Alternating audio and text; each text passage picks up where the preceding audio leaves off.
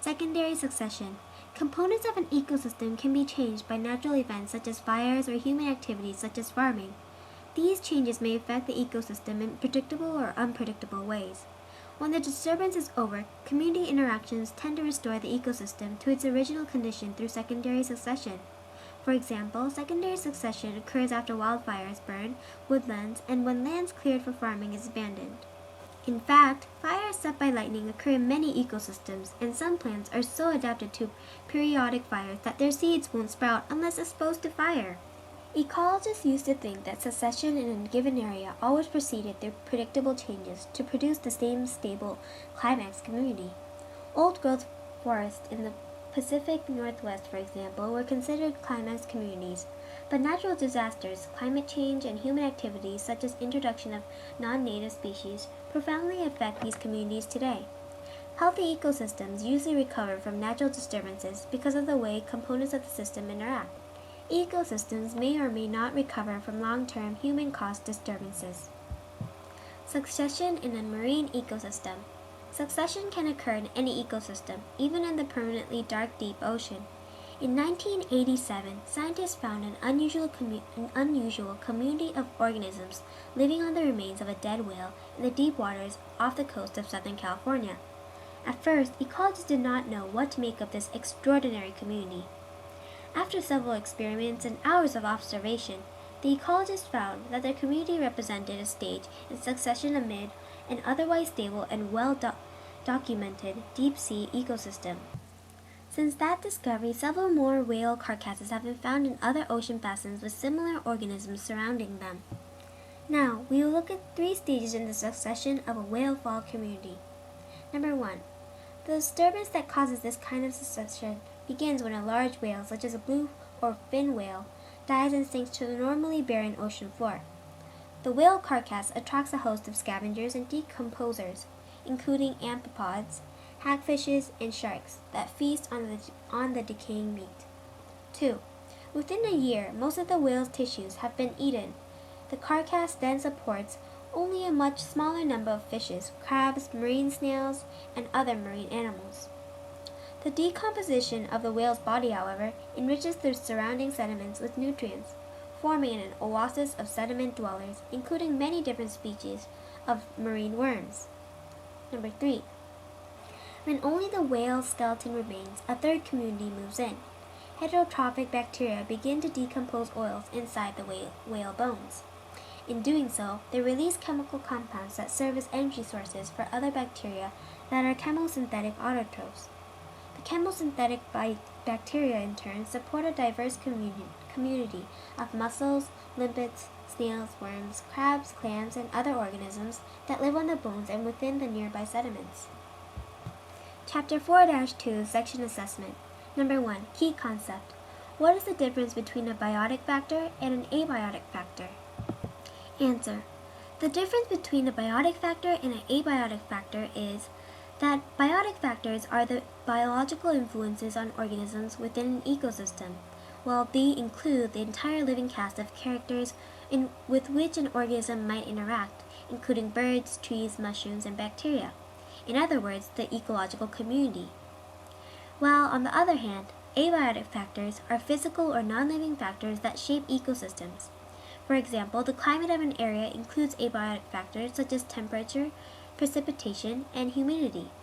Other abiotic factors are wind, nutrient availability, soil type, and sunlight. But together, biotic and abiotic factors determine the survival and growth of an organism and the productivity of the ecosystem in which the organism lives. Number 2. Key Concept. Name 3 types of community interactions that can affect an ecosystem. Answer. Community interactions such as competition, predation, and various forms of symbiosis can powerfully affect an ecosystem. Key Concept. What is the difference between primary succession and secondary succession? Answer. First of all, ecosystems are constantly changing in response to natural and human disturbances. As an ecosystem changes, older inhabitants gradually die out and new organisms move in, causing further changes in the community. On land, succession that occurs on surfaces where no soil exists is called primary succession. While in secondary succession, components of an ecosystem can be changed by natural events such as fires or by human activities such as farming. These changes may affect the ecosystem in predictable or unpredictable ways. When the disturbance is over, community interactions tend to restore the ecosystem to its original condition through secondary succession. Number 4. How is an organism's niche determined? Answer.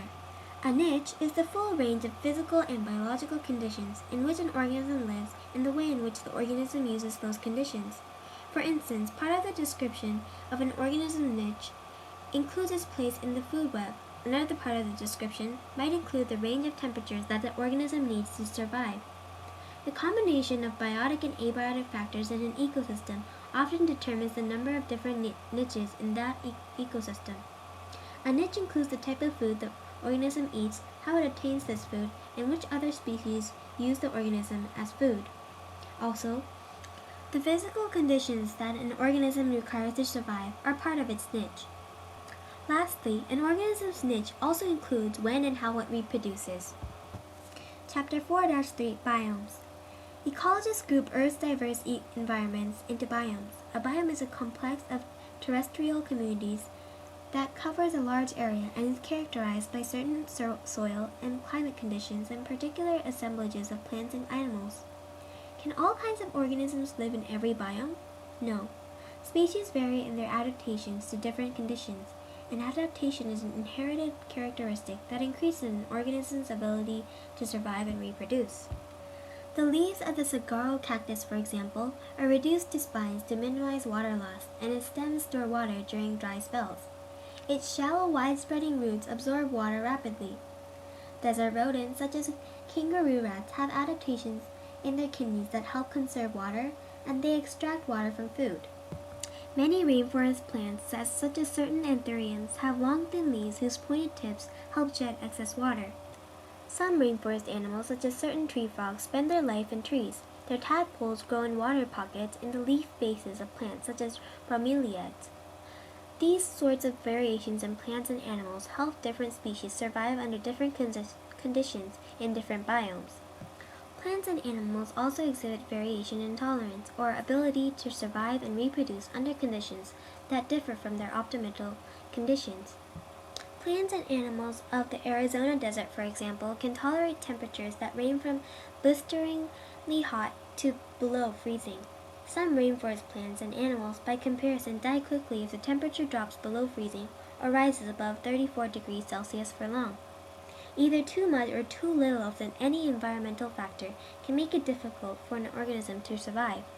A saguaro would rot and die in a rainforest as surely as an anthurium or rainforest tree frog would shrivel and die in the desert. Biomes and climate. Because each species is adapted to certain conditions, the climate of a region is an important factor in determining which organisms can survive there. Even within a biome, precise conditions of temperature and precipitation can vary over small distances. The climate in a small area that differs from the climate around it is called a microclimate. For example, certain streets in San Francisco are often blanketed in fog, while the sun shines brightly just a few blocks away. Two main components of climate, temperature and precipitation, can be summarized in a graph called the climate diagram. The major biomes. Ecologists recognize at least 10 different biomes. The world's major biomes include tropical rainforest, tropical dry forest, tropical savanna, desert, temperate grassland, temperate woodland, and shrubland, temperate forest, northwestern coniferous forest, boreal forest, and tundra. Each of these biomes is defined by a unique set of abiotic factors, particularly climate, and a characteristic assemblage of plants and animals. There is often ecological variation within a biome. Sometimes this variation is due to changes in microclimate caused by differences in exposure or elevation above sea level. Other times, variation may be related to local soil conditions or the presence of rock outcroppings.